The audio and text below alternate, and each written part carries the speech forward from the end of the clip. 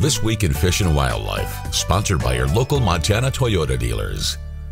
Thursday morning time once again for This Week in Fish and Wildlife. We're at Region 3 headquarters. Joining us this morning, Sergeant Matt Wemple. Matt, season's underway. How things going for the most part from the law enforcement perspective? This past weekend's been pretty quiet. Opening weekend, weather was a lot warmer. We had a lot more hunters out. Overall, it's been good. We do have a few things, though, that we do see every year that we have to deal with, unfortunately. And one of those is the taking of spike elk. There are many districts in southwest Montana where the taking of spike elk is not legally allowed. And people make an honest mistake sometimes. They shoot an animal that's in with a bunch of cows or something like that. They don't take a minute to check and make sure they're shooting at the right animal, and they shoot a spike. Most of the time they'll call us, they'll tell us about it, and we have to take the animal from them. They usually do get cited, but it's much more minimal than if they would have tried to hide it or not report it. But being that said, we just want to kind of review with folks what types of animals are legal in certain districts and which ones aren't.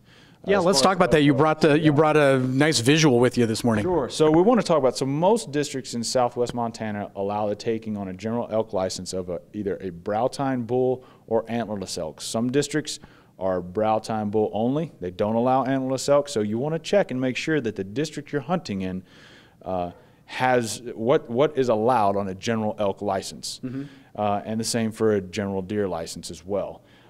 So we want to talk about what a brow tine bull is. So you see here we have one side of an elk antlers, and you're basically looking at the main beam. That's the long branch of the elk antlers. And then off of the main beam you have tines coming out, and right above the brow or the forehead of the elk is what you call the brow tines. These two long tines coming off of the main beam.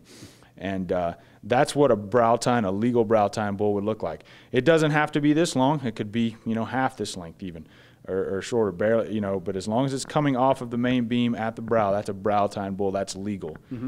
If it was just this lone main beam with no tines down here and just this fork at the top, that would be a spike elk. That would not be a legal bull in a unit that only allows for brow tine or antlerless. Right. So we just want to make sure folks know what a brow tine bull looks like.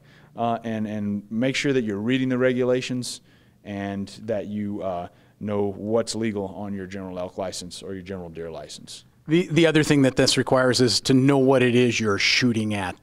Don't just start firing away. Absolutely. Frequently, a lot of times we'll get these situations where there's a massive herd of elk, 200 to 300 animals in a herd, and people start shooting at them before they separate. Well, one bullet into that herd could hit 3-4 animals easily.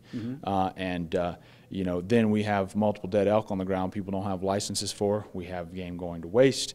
We have someone who's not going to be able to eat that animal. And then we have animals removed from the resource that a hunter with a license could have possibly harvested at some later time. So we want to make sure that, wait, be patient. I know that's easier said than done, but be patient, pick your shots carefully. If you can't take a clean shot at one animal, then don't take the shot. Also, if for some reason you have made that missed shot, you've injured a couple of animals or you've hit a couple, the best thing to do is do the right thing, isn't it? Absolutely. Call us. 1-800-TIP-MONT. Call us. Tell us what happened. We'll lead you through the process of what you need to do to salvage that animal.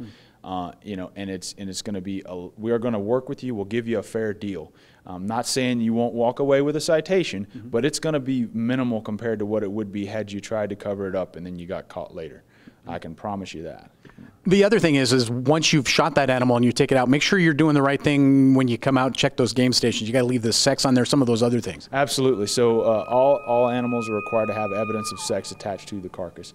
Now, this could be in one of several different ways. Let's say you shoot a buck white-tailed deer and you bring it out whole with the skin on and the head attached to the entire carcass. As long as the antlers are attached, then that's evidence of sex.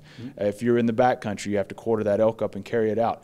You need to leave evidence of sex, which would be the genitals or another organ that would identify the animal's sex, attached to the largest portion of meat that you have, which would be one of the hindquarters in most cases. Sounds to me like the best piece of advice is to make sure you know your regulations, where you're hunting, and everything you need to know before you head out there. Absolutely. I mean, the regulations, let's face it, they can be complicated. And so, when you're going out hunting in a particular area, open up the regs to that specific district, read carefully what you're allowed to take on what licenses you have, that whether that's general elk, general deer, a deer bee, whatever the case may be. That's perfect. Again, Sergeant Matt Wemple joining us this morning from Region 3 headquarters. Thank you, Matt. And that's This Week in Fish and Wildlife. This Week in Fish and Wildlife was sponsored by Toyota. Let's go places.